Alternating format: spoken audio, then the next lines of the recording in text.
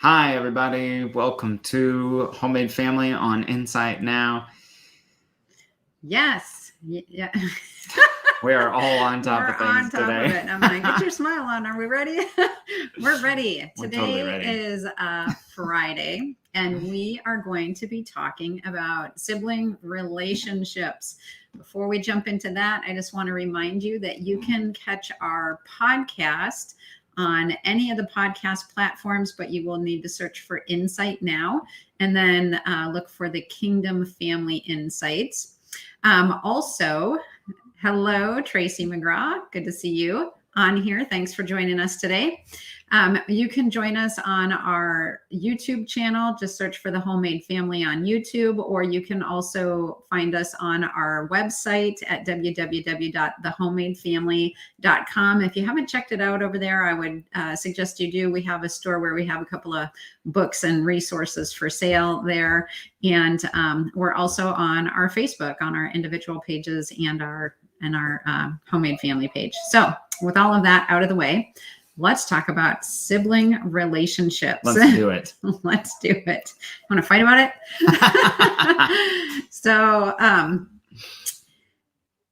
kids bicker and fight. It is just a normal part of life because everybody is human and we all have different personalities and all that kind of stuff. But do you ever wonder what you can do to help build better connection and more loving relationships to help bring peace to your home? I know I do, because sometimes it gets a little tiring, right? Yes. So we had some friends over. Actually, we were having, I think, kind of a business meeting. We had several groups of families over, and our kids were outside playing, and they were getting along so great. It was fun just listening to them laugh and play and whatever. And these parents of their own children, they said, man, you guys as kids just get along so well. And then it was like right on cue. We hear a whack and a wah. We're like, yeah, they do. Actually, our kids really do get along very well. That was not the only family to say that. We've had a lot of people say that to us. It was just hilarious, though, the timing of it. They've been like in awe at our kids, and then the next thing you know, the fight breaks out. But what do we do?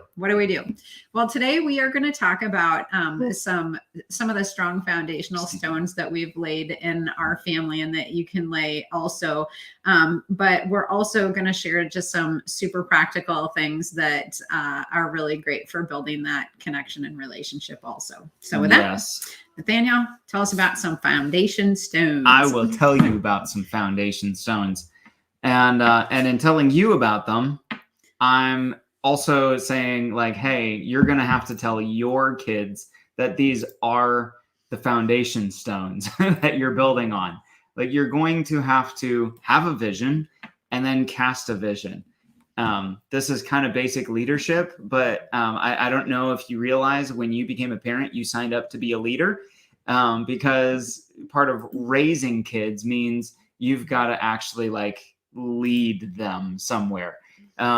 So I apologize to the majority of the population that is like, leadership and me are oil and water. I don't want to lead. I don't want to tell people what to do. So hopefully some of these tips that we give you today can make this easier, so you can see how you're actually serving your kids, and we get over the stigma of leadership. But part of what this looks like is you're going to have to tell your kids, this is where we're going. And one of the things that we tell our kids is family is forever. Like, there's so many times where they want to put this before family, or this before their siblings, or do this first, or prefer those people over there. Or it's, hey, this is my one time a week when I get to see my friends. I don't want my younger siblings around, and then they're feeling rejected and hurt feelings and all kinds of stuff. And we sit down with them and we're like, these friend relationships feel so deeply important right now. And they are, genuinely, they are important. However, and we'll tell stories just based on our own life. Like, we neither Amy or I don't know. And most of the people we know, I don't know very many people who have literally lifelong friendships, that they've got childhood friendships. They have young adult friendships and some of those friendships maybe have kind of gone on over time, but nothing of those is going to compare to siblings. Like, God put you in the same family, and nothing is going to change that. Family is forever. But it's only going to be something you want to be part of forever if you do the work of making it that. And you have the opportunity, so why not take advantage of it? So we make sure that we state that vision to them. Family is forever. Family is forever. Family is forever. And then try to make sure we spin it so it doesn't sound like a prison sentence. Right. You're going to be stuck here forever. And we model it too with our own siblings, with other family relationships that we have. Like, hey, look, these people come and go, but we're still family. And so, we can have good relationships as we go and grow. And these people are going to be your best friends for your whole life. They'll be there for you. So. Yep. So that lays the foundation. Clearly state that, and sometimes draw the connections for them, because they might not always catch it or see it. But okay. Exactly. Next one. There's a lot of things that even as adults we're like, this is really obvious, but it's not when you're 3 or 8. So that's kind of foundation stone number 1. Number 1 is state the vision, keep it in front of them. Family is forever. Foundation stone number 2 is having a common pursuit. I don't know if you realize this about relationships, but there's this relationship principle that just simply, like, the fact of relationships is they have to happen in context. They're a relationship. Like, they need something to sail on. They're not just sitting there in dry dock doing nothing. And so a context for relationship is a common pursuit. Something you're going after together, something that causes you to come together. I remember when I was a kid, it seemed like I'd get into a play, it'd be a church play or whatever. I was doing some sort of drama thing. And in the weeks and months that I was in this play, like, you'd get so close to the people you're in that play with, and then the thing would end. And all of a sudden you're like, hey, what happened? Like, we used to be so close and now I don't feel as close to you. What was the difference? And the difference was we no longer had a common pursuit that was keeping us on a journey together. And so a lot of what we need to do as parents in trying to build connection between our kids is to keep them on a common pursuit. And that doesn't have to be some big, profound, world-changing thing. In fact, some of the things that we do are just simple traditions or things that we do regularly that then everybody can look forward to and enjoy, and it brings you together. Like, for example, I think we've mentioned this a number of times in these afternoons, is we do a weekly pizza and movie night every Friday night. We're having it tonight. It's Isaac's turn to pick the movie. And I don't know what he's picking yet. We'll all find out later. A lot of times the kids like to keep it secret. I don't know. It's like, I'm going to keep this secret until it's too late for everybody else to give me their opinion. Mm-hmm. I think that's a lot of what goes on with that. But we just do this once a week. And the thing about the movie night for us is, first of all, it's fun, right? It's fun. It's not something that we're dragging our kids to. It's something they want to do. So it's fun. But it's also then a way for us to help our kids process the entertainment they're feeding themselves. Anytime that we watch a movie, especially if it kind of stretches their boundaries a little bit, if it's a little bit more violent than they're used to, or if it's more mature themes than they're used to, or maybe not all completely representing the values that we want to raise them with, then we'll have conversations afterwards and say, well, what did you think about this? Or how did this land for you? Or, how would you interpret this? And we just help them find the meat and leave out the bones. And we actually guide them through that process. So it's fun, but it also helps us disciple them through mindset training. Obviously it's time together, but one of the best parts about it is it actually kind of gives us our own common language that's semi-private, semi-unique common language of movie quotes, movie references, different things like that. Then it keeps conversation and connection happening more than just those Friday nights. It keeps us connecting through those things throughout the rest of the week.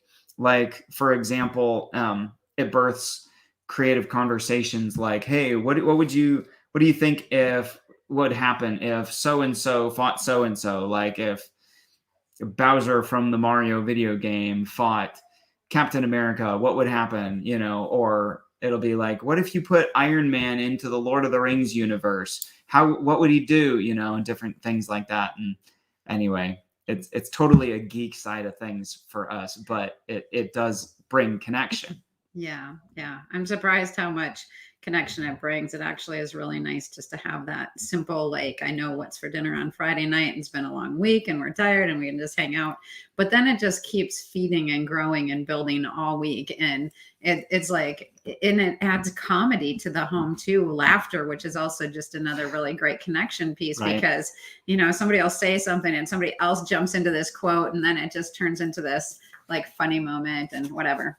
Mm-hmm. Music is also another really great common pursuit. And we have music on a number of levels. One would be, you know, that all my kids are learning piano or drums and they're beginning to join the worship team at church. And again, that's the common pursuit. But the music that I'm talking about too is just like, we play music all the time, and my kids have such an appreciation now for music.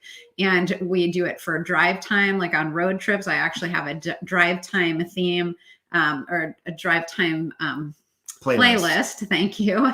And we used to do, like, when our kids were younger, it was like Veggie Tales. And then Veggie Tales actually kind of became the common language, the Veggie Tales songs, and, you know, The and silly songs, the especially. silly songs with Larry. Became like the common language that we spoke, or the common pursuit. And it just added so much life and so much togetherness. But now our kids are like branching off, and they're kind of discovering their own kind of music. That the latest is sea shanties. And it's a TikTok thing, which none of us are on TikTok, but some of our kids' friends are on TikTok, and they got into these sea shanty things, and they're actually like really good vocal They things. are. And then it turns into, like, our kids will spontaneously start singing, and then they sing together, and they're working on harmonies. Or, you know, around Christmas time, they're singing the Christmas carols, and they're working on learning how to do rounds, or the VBS songs. Even that, they'll like burst out in song. They're like all doing the actions, you know, singing the song faster and faster. And so for our family, like, this common pursuit of music, it's so simple, and yet it adds so much life and fun. And as they're discovering new songs and dragging each other into it, it's so powerful. And I just love, like, the music and the life that brings. You know, I just said today, even, I said, I wish I could just set up a little recorder in the corner of my kitchen, because at lunchtime, there's almost always 5 to 6 different songs being sung. Like, everybody comes in singing their own song, and it's like just the joy of their heart and the language of their heart. But then it adds this momentum of life and connection and things that they do together that build relationship, cause a lot of laughter, are really fun to do. And then the discovery of new songs and playing it over and over and learning it and growing it. So anyway, common pursuit does not have to be big world changing things. You know, I know families who, you know, football is really their thing, and they're trying to, or baseball, and they're trying to go to every stadium around the US, or, you know, NASCAR and whatever. You'll find that whatever your family pursues together, that'll just bring a connection and good relationship, a place where you can really get along and not have striving. Right. Well, and I mean, any positive, here's kind of the science of it, because there is science in this, that we're trying to create good memories around the time that we're together, so that when they think of their siblings, it's a positive thought, and there's good emotions and happiness and joy and life in this connection. Like, when I think of you, I think I want that. Yeah. And versus there being a negative association, like, man, every time I think of you, I think of that time that you did this thing to me, and you always want to annoy me, and you're always in my way, and I never want you around, and I, you know, these things that can poison and get into sibling relationships. Like, it helps you deal with the negative that's going to come, because no kids are perfect. You're going to have the negative that you have to work through and deal with. But if you've got a foundation of connection and positive good, that they have positive memories with each other, then it's going to be something like, I want to get rid of the bad stuff because, man, look at all the good connection that I have, and I want to protect that. Yeah, that's really good. Yeah. So, so just again, first, casting vision, families forever. So make the investment. Yeah. It's worth it. Second of all, finding common pursuit. It doesn't have to be something profound. It can just be music or a movie night tradition, something like that. Third foundation stone we want to lay, and then we're going to get into a bunch of practical things that we do. But the third foundation stone is, and this is something we tell our kids all the time, is we live from values, not from emotions. And the thing is, emotions yell at you. They're like, feel me and do what I say. You know, like, sorry, Amy. If you're just listening to this, I was shaking my wife gently. But that's what emotions are like. Like, it feels so true, and it feels so real, and it feels so compelling, and it drives us to behavior. But if this is, you have one of your kids who has been intentionally annoying and poking the buttons of another sibling, and they act out of that annoyance or that hurt, and just like the phrase goes, hurt people, they lash out, they take the invitation to the fight and they go and attend the fight and have a fight with their sibling. Well, now you've got two hurt people. And so it can start this cycle where you hurt me, so I hurt you, but then I hurt you back. And it's like, well, who started it? It doesn't even matter anymore. You're both wrong. And so this is where we talk to our kids all the time. And I want to encourage you, you don't have to wait until your kids are older to explain this to them. This can be like it's still in basically infant stage when you can start training in these mindsets. And as soon as you can have basic conversations with them, things like, yes, I know you want that toy, but you aren't a thief. You are a prince. And a prince doesn't steal. A prince is generous. A prince knows that you're okay. You don't need that toy. You can be content with this one. Or, yes, I know he hurt you, but does that make it right for you to hurt him back?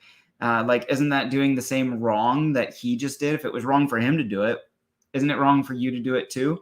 And just because he acted like a bad guy doesn't mean you go act like a bad guy also, because you are a prince. And so you make identity and truth and values the standard for behavior instead of emotion. And you can hold that standard from a very young age. You can keep them accountable to it, discipline around it, call them to it. It's another, we cast the vision and cast it and cast it and cast it. Yeah. You know, I just want to throw another little thought in here is, you know, it actually takes parent involvement. I remember I used to work in a daycare center, and a parent actually told me this story. He was saying, you know I got to get better at this, but sometimes, my son will come to me and say, my daughter did this, my daughter hit the sister hit the brother. And this was the dad's response. Well, go hit her back. Because that solves anything. And he was confessing that he understood that wasn't the right response.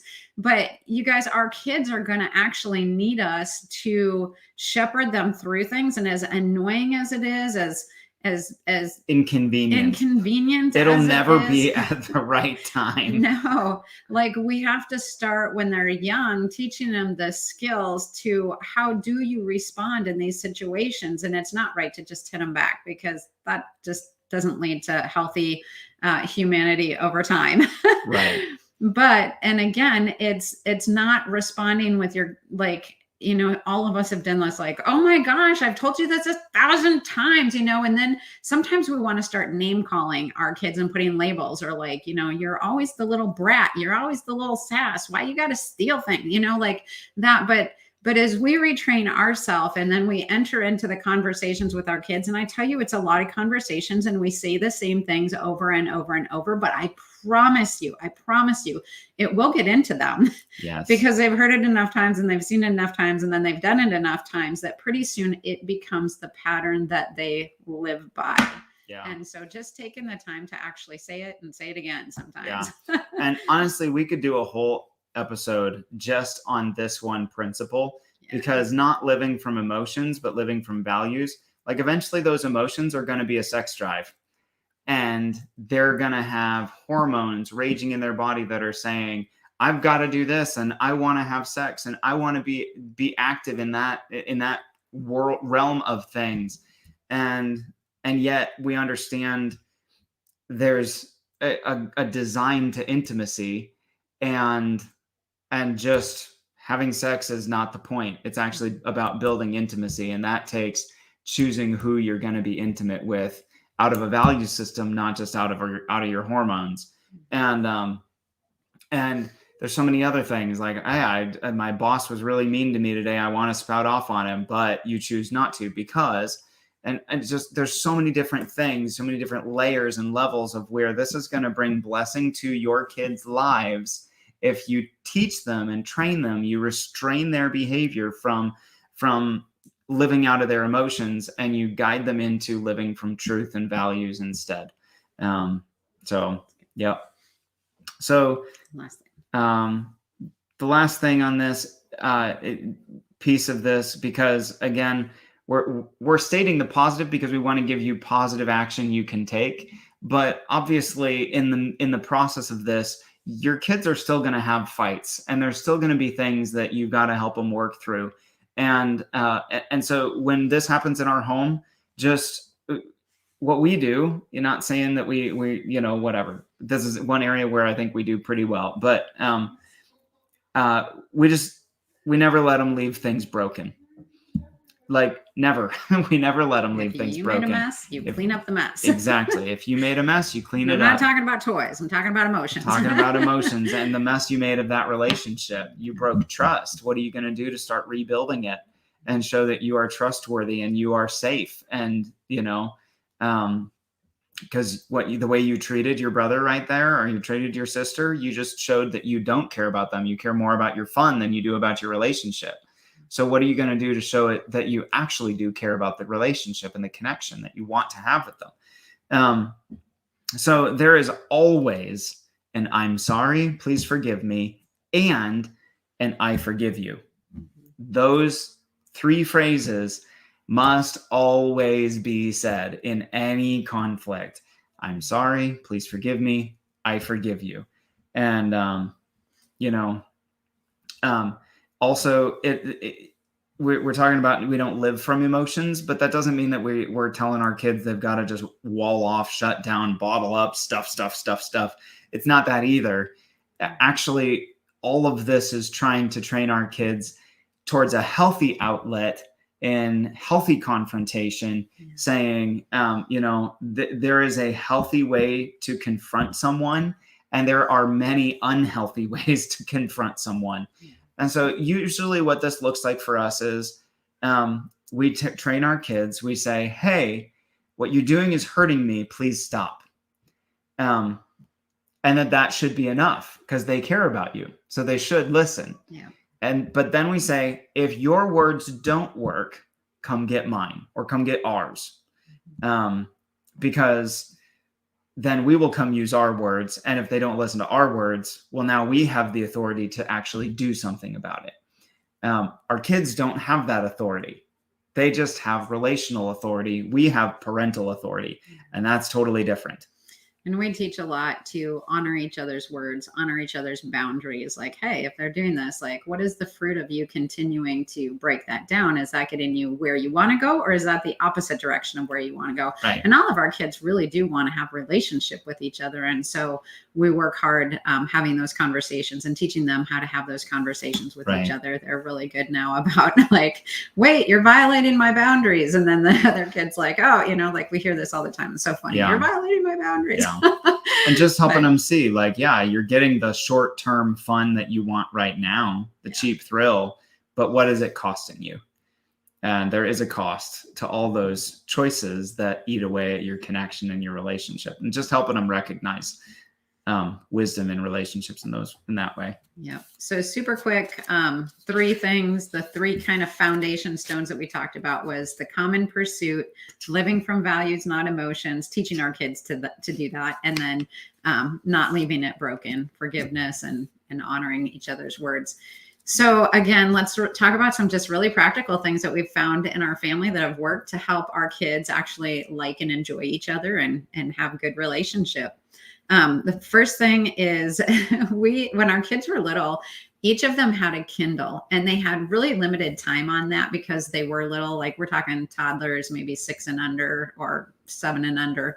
So it's like 15 minutes a day. Yeah, 15 minutes a day, maybe 10 minutes a day. And we established something called Kindle time, which was if anyone was caught doing something kind to each other, or a brother or sister could nominate another sibling for Kindle time, they got an extra 5 minutes of Kindle time a day. And so we would actually make a little chart. And if somebody found somebody doing something good, like, hey, I wanted that toy, but they had it, and then they just gave it over to me, or they gave me they shared, they gave the last thing, they just treated somebody kindly. They could nominate each other to have the extra 5 minutes. And I loved what this did because it motivated them to be kind, to go the extra mile, to be kind more time. Because they wanted more time.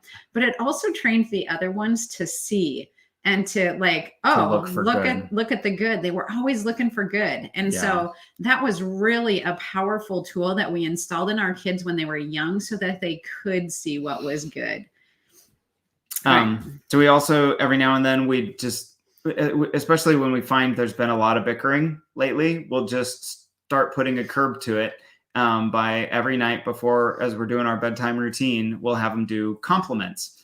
And so it's very similar, like just without the incentive of extra Kindle time.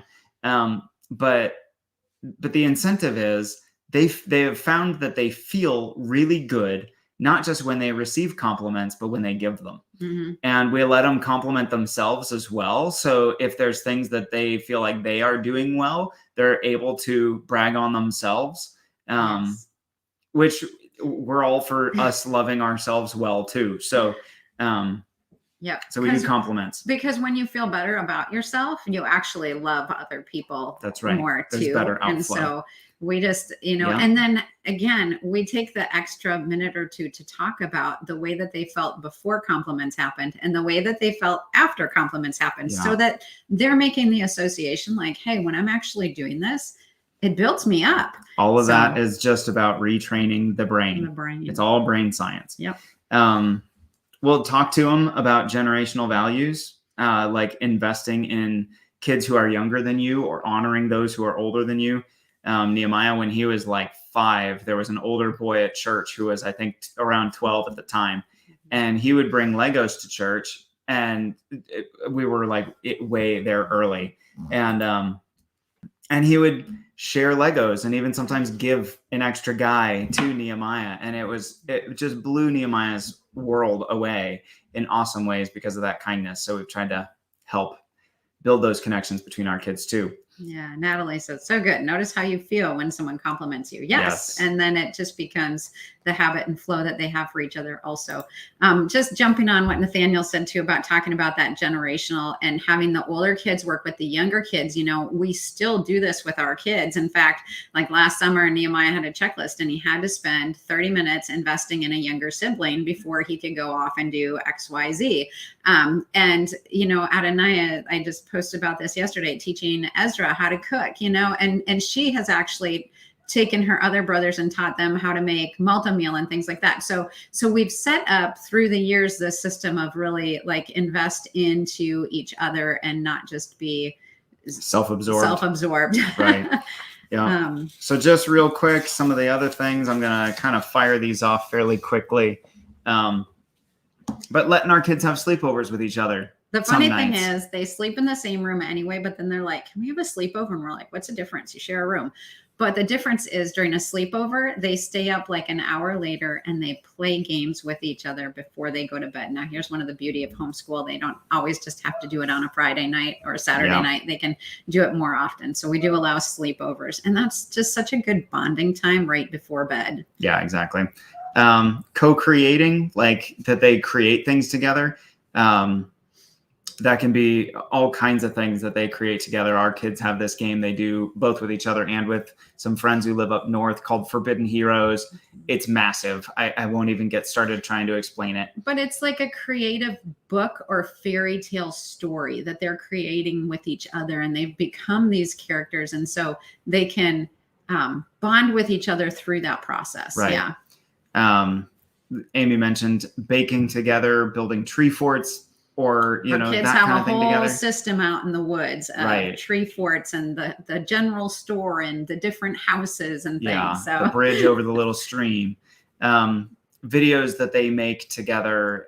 They make videos together with their stuffed animals and their Mario plushies that they post on YouTube.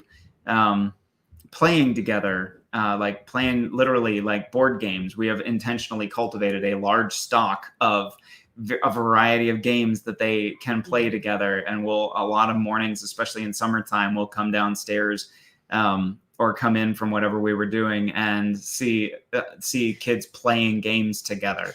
Yeah. And you guys, this is actually just part of our culture that we intentionally created, is that every once in a while we just, you know what, we don't spend very much time at all on a TV. We really in our evenings, like, no, after dinner, we're going to read and color, or we're going to play video games, or we're going to, do some co-creating, things like that. Like, we've cultivated that so that our kids aren't like, let's just sit in front of the TV at the end of every day. But then this playing games has gotten into them, and now they get up and they're like, hey, let's play a game. And it's just, it adds to the good momentum in relationship. Yeah. Yeah. So last couple items, just meals together. Seriously, don't underestimate the power of sharing food together. It breaks down walls. It creates connection. It connects hearts. It's good. Praying for each other. Like, your family goes through stuff. So, like, actually show compassion. Just have your family gather around, lay hands on somebody who's hurt, pray for them. Or when they're going on a trip, or if they have a speaking engagement, we look for opportunities on purpose to pray for each other. Yep. And lastly, morning snuggles. It has been just something that we've had with our kids since they were babies, and we'd get them out of the crib and they'd snuggle into us then.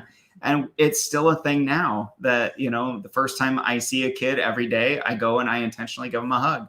And super fun. We saw this little note, like, that you need 8 hugs a day to really 12. do well, 12 if you really want to thrive. And so we talked this over with our kids, and we're talking about how many times we need to hug each other a day or whatever. But it's kind of funny because my kids are all really snuggly anyway, because that's, again, the culture that we've built.